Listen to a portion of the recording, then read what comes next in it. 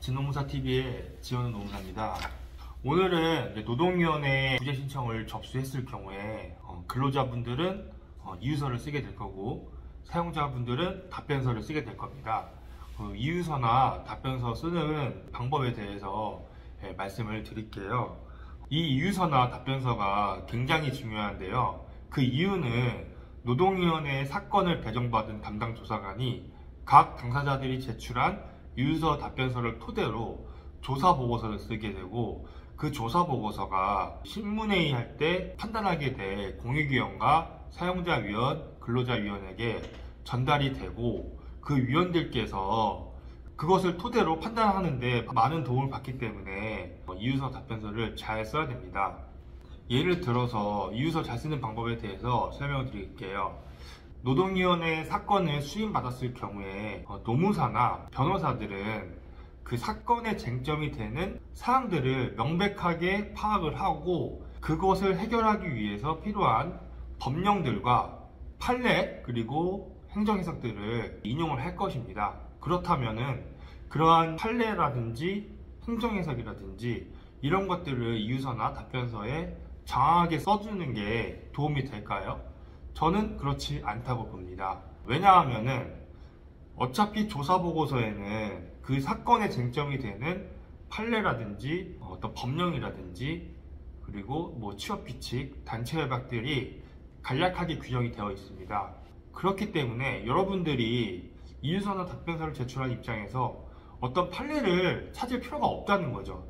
물론 그 사건을 해결하기 위해서 필요한 판례들을 저희가 알 필요는 있고, 그 판례에 나와 있는 여러 가지 판단 표지들에 대한 사실관계를 기재해야 되기 때문에 그러한 판례를 숙지할 필요는 있겠지만은 그러한 판례의 이유서나 답변서에 장하게 쓸 필요는 없다는 거예요. 저도 초반에 이제 개업을 하고 나서 신문회의 갈 때 많이 했던 실수이고, 아직까지도 근로자 측이나 사용자 측이나 노무사를 그리고 또 변호사를 선임하고 그분들이 쓴 이유서 답변서를 보더라도 그런 답변서가 많이 보이거든요.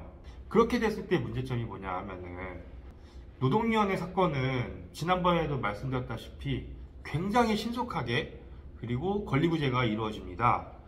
신속한 권리구제가 이루어진다는 점은 수많은 노동사건을 집약적으로 봐야 되는데, 그렇게 장황하게 판례라든지 이런 것들을 쓰다 보면은 그것을 판단하는 사람들도 인지 능력에 한계가 있기 때문에 오히려 중요하게 봐야 될 부분을 놓칠 수가 있다는 거죠. 그래서 저는 여러분들이 특히 또 노무사나 변호사를 선임하지 않고 여러분들 스스로 사건을 해결한다고 했을 때는 저 같으면은 간단하게 노무사나 변호사의 상담을 받고 이 사건의 쟁점이 되는 그리고 이 사건을 해결하기 위한 판례가 무엇인지 여쭤보고 그에 맞는 사실관계를 기재를 하고 그리고 그에 대한 증거를 저는 이유서나 답변서에 첨부를 할 것 같습니다. 그게 오히려 여러분들이 효과적으로 권리구제 받는데 더 도움이 될 수가 있을 것입니다.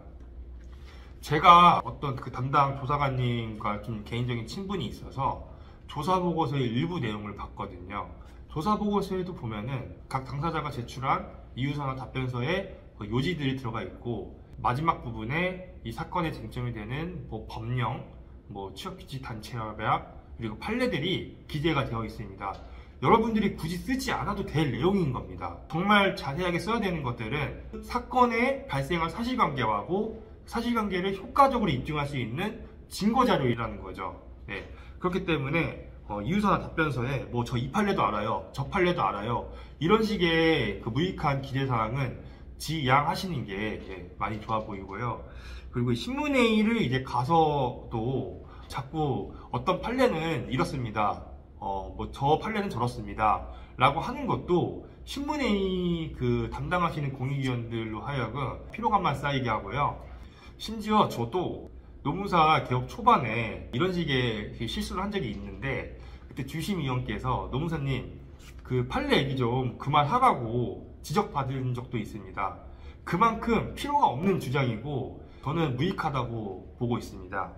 그래서 저 같은 경우에는 만약에 여러분들이 어떤 경제적인 여건이 안 돼서 또는 사건이 좀 간단하다고 생각을 하더라도 노무사나 변호사 상담을 받을 때 그 사건의 쟁점이 되는 판례라든지 법령, 어떤 조문, 그리고 여러분들이 이제 가지고 있는 취업규칙이나 단체 협약을 이제 상담을 받는 게 좋아 보이고, 그분들한테 어떠한 사실관계를 주로 기재하면 좋을지 그거에 대해서 답변을 받으시는 게 좋은 상담이라고 저는 생각을 하고 있습니다. 괜히 어설프게 저 이 판례 알아요, 저 판례 알아요, 그런 식의 실수는 하지 않으시면은 여러분들은 충분히 원하는 결과를 얻으실 수 있으실 겁니다.